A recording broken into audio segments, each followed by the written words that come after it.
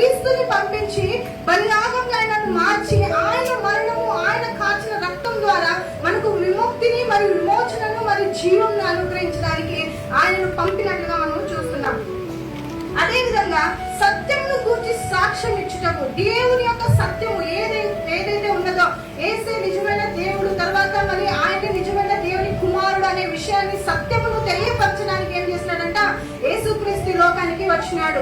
ఆయనే మార్గము, సత్యము, జీవం అని ప్రతి ఒక్కరికి తెలియపరచడానికి ఏం చేస్తున్నాడంట, ఆయన ఈ లోకానికి పంపవేయబడి ఉన్నాడని మనము చూస్తున్నాం.